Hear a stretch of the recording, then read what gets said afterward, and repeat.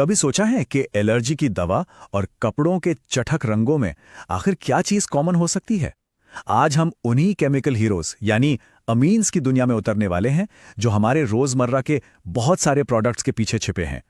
चलिए सीधे मुद्दे पर आते हैं। ये कोई किताबी बात नहीं है।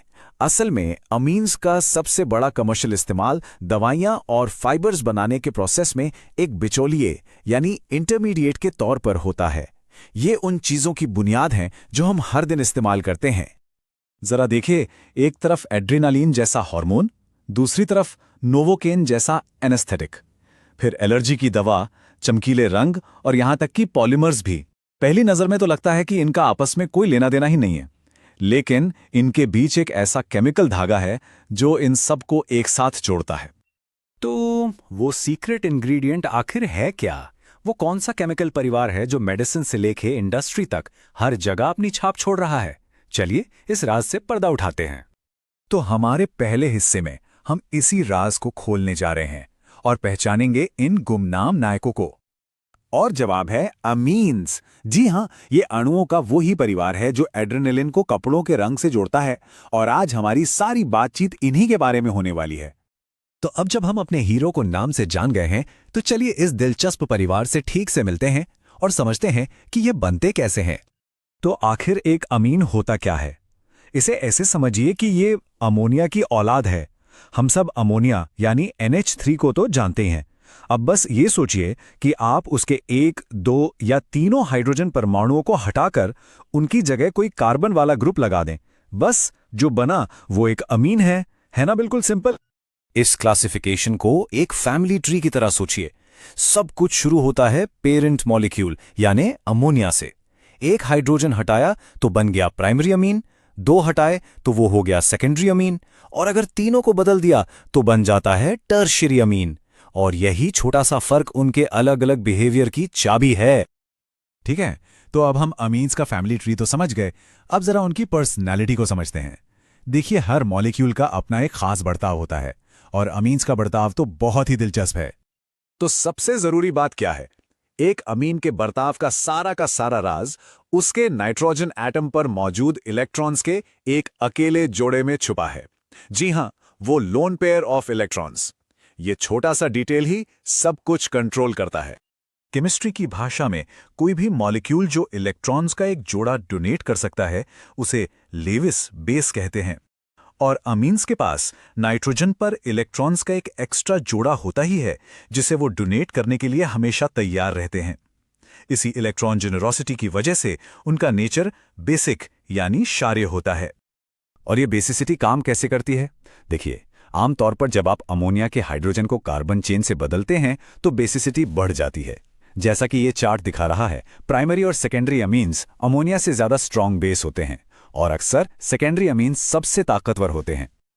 लेकिन रुकिए, सारे अमीन्स एक जैसे नहीं होते। एलिफैटिक अमीन्स, मतलब जिनमें नाइट्रोजन सीधी कार्बन चेन से जुड़ा हो, वो तो मजबूत बेस होते हैं। लेकिन एरोमेटिक अमीन्स, जहां नाइट्रोजन सीधे बेंजीन रिंग से जुड़ा होता है, वो बहुत कमजोर होते हैं। ऐसा क्यों? क्योंकि वो बेंजीन रिंग उन कीमती इलेक्ट्रॉन्स को अपनी तरफ खींच लेती है और उन्हें डोनेट करने के लिए आसानी से छोड़ती नहीं। अपने इसी अनोखे बर्ताव की वजह से अमीन्स केमिस्ट लोगों के लिए एक जबरदस्त टूल बन जाते हैं। चलिए अपने अगले सेक्शन में चलते हैं और देखते हैं कि ये कैसे एक मास्टर की तरह काम करता है। तो सवाल ये उठता है कि केमिस्ट वो सारे कॉम्प्लेक्स मॉलिक्यूल्स बनाते कैसे हैं जो आज की दवाइयों और रंगों में इस्तेमाल होते हैं। जाहिर है उनके पास कोई जादू की छड़ी तो होती नहीं है। इसका जवाब एक खास रिएक्शन में छिपा है, जिसकी शुरुआत एरोमेटिक अमीन से होती है। इस रिएक्शन से एक कमाल का मॉलिक्यूल बनता है जिसे कहते हैं डाइज़ोनियम सॉल्ट, और ये एक केमिकल मास्टर की तरह है जो सिंथेसिस की दुनिया के अनगिनत दरवाजे खोल सकता है। इस मास्टर की को बनाने के प्रोसेस को कहते हैं डाइज़ोटाइजेशन। ये एक सिंपल रेसिपी की तरह है। आप एक एरोमेटिक अमीन लेते हैं, उसे ठंडे तापमान पर नाइट्रस एसिड के साथ मिलाते हैं और बस आपको अपना डाइज़ोनियम सॉल्ट मिल जाता है। हाँ, तापमान को कम रखना बहुत जरूरी है क्योंकि ये मॉलिक्यूल्स बहुत ज्यादा रिएक्टिव होते हैं। अब असली जादू यहां से शुरू होता है। एक बार आपके पास ये डाइज़ोनियम सॉल्ट आ गया तो आप उस डाइज़ोनियम ग्रुप को हटाकर उसकी जगह पर ढेर सारे दूसरे ग्रुप्स लगा सकते हैं। Halogens, cyano group, hydroxyl group और भी बहुत कुछ। ये सच में एक मास्टर की है जो केमिस्ट को अपनी मर्जी के मॉलिक्यूल्स बनाने की ताकत देती है। तो चलिए अब सारी कड़ियों को एक साथ जोड़ते हैं। हमारे आखिरी सेक्शन में हम इन केमिकल प्रॉपर्टीज को उन रियल वर्ल्ड प्रोडक्ट से कनेक्ट करेंगे जिनकी बात हमने शुरू में की थी।